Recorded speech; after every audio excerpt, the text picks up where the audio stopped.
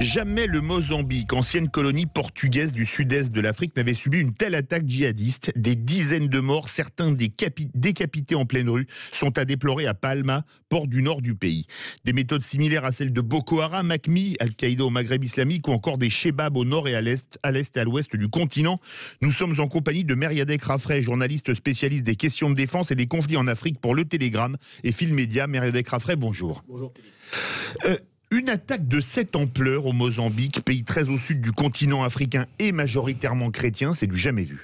Évidemment, c'est un événement que les Chebab descendent autant au sud. Ceci dit, au mois de février dernier, sur la base aérienne de Orléans-Brissy, le patron de la DGSE, l'ambassadeur Bernard Emier, avait fait un tableau de ce qu'il appelait la bête qui bouge encore à propos du djihadisme africain, et il avait en particulier signalé ses inquiétudes concernant justement ce qui se passait autour des Chebab. Chebab, c'est un mouvement islamiste qui est né au milieu des années 2000 en Somalie, dans le sud de la Somalie, qui notamment est attaché à un port, qui a en particulier fait beaucoup de piraterie maritime. C'est d'ailleurs pour ça que l'Union européenne avait mis en place l'opération Atalanta au large des côtes somaliennes, qui a donné d'ailleurs des résultats.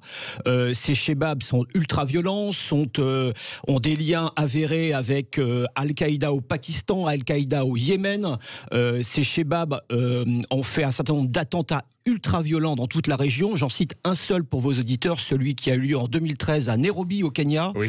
C'est un attentat important car les services français ont compris à ce moment-là qu'ils allaient devoir changer leur doctrine par rapport à un éventuel attentat islamiste en France, et qu'il faudrait arrêter, stopper net les djihadistes qui cherchaient justement à se sacrifier pour Allah. Alors justement, c'est le groupe islamiste Al-Shabaab qui est à l'origine de ce crime de masse au Mozambique.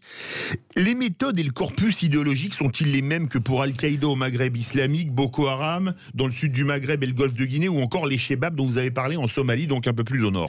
Ce qu'il faut bien comprendre, c'est qu'en fait, ce cancer djihadiste a bien sûr des points communs. Le point commun, c'est l'instauration de la charia, c'est ce qu'on appelle le califat ici ou ailleurs d'un autre mot.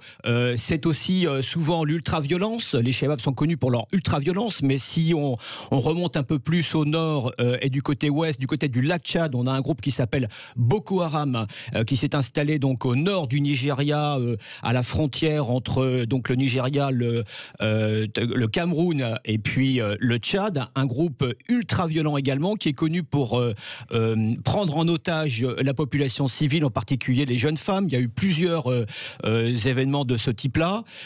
Plus à l'ouest, on a évidemment toute la mouvance des djihadistes sahéliens, en commençant du nord vers le sud, les historiques qui sont en fait une émanation du GIA algérien des années 90 et de la rébellion Touareg dans le nord Mali, c'est AQMI, bien connu mais malheureusement aujourd'hui des Français. Oui. On a aujourd'hui dans la zone des trois frontières, au Mali, au Niger, au Burkina Faso, une franchise de l'État islamique, le IGS. Tous ces mouvements ont bien sûr leur spécificité, mais ils ont un point commun, c'est d'instaurer la terreur, et Bernard Emier le disait récemment, ils ont un agenda internationaliste. Alors le fait que Total est une installation gazière à proximité, explique-t-il cette attaque? C'est au Mozambique, donc des installations pétrolières avaient été attaquées au Nigeria par Boko Haram en 2017. En fait, il y a des similitudes entre Boko Haram et les Chebab. Si on revient sur le cas des Chebab, ils apparaissent véritablement dans les radars des services autour de l'année 2017 dans cette extrême nord du Mozambique. On est là dans une province qui est musulmane, dans un pays majoritairement chrétien. Voilà. Une province très pauvre, et ils apparaissent au moment où on découvre un véritable comment dirais-je, de l'or futur, c'est-à-dire ces fameuses réserves de gaz offshore dans le canal du Mozambique. Ces réserves que contribue notamment à exploiter aujourd'hui Total. Je crois que c'est l'installation mondiale la plus importante de Total. Donc évidemment, il y a des richesses sur un terreau ultra pauvre. Parlons de richesses. Qui finance ces groupes? Parce que pour acheter des armes, des pick-up, etc., il faut de l'argent et même beaucoup d'argent. Alors il y a plusieurs, on sait, je le disais tout à l'heure, les Chebabs se sont fait beaucoup d'argent avec la piraterie maritime.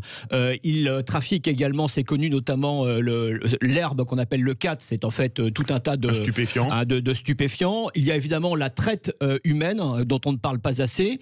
Il y a aussi le business des otages. Je vous rappelle que dans les années 2013, quand la France est intervenue au Mali, le groupe qui était au nord Mali, on estimait qu'il avait un trésor de guerre d'environ 100 millions d'euros, qu'il s'était fait uniquement avec le business des otages. Et puis évidemment, il ne faut pas oublier ces fameuses ONG prosélytes originaires du Golfe Persique qui déversent leur flot de dollars sur la région et en particulier au Sahel. Alors, la France a-t-elle un rôle à jouer hors de sa zone d'influence traditionnelle en Afrique, c'est-à-dire l'ex-empire colonial français? Par exemple au Mozambique, qui est très loin de notre ex-empire colonial. Alors, il faut savoir que la France, par exemple, si on est un peu plus au nord, en Éthiopie, la France a un partenariat stratégique avec l'Éthiopie. Éthiopie où, je vous le rappelle, est basée l'organisation de l'Union africaine. Alors, en l'occurrence, pour le Mozambique, je sais que la France et notamment le Portugal ont proposé leur aide à l'État mozambicain pour anticiper, parce qu'ils avaient anticipé justement cette menace. L'attitude de l'État mozambicain est assez ambiguë, les choses sont assez complexes. Mais oui, la France en particulier contribue à la formation des armées africaines, pas seulement dans sa zone de confort ou sa zone historique, mais également du côté des lacs, par exemple. Elle forme des États africains.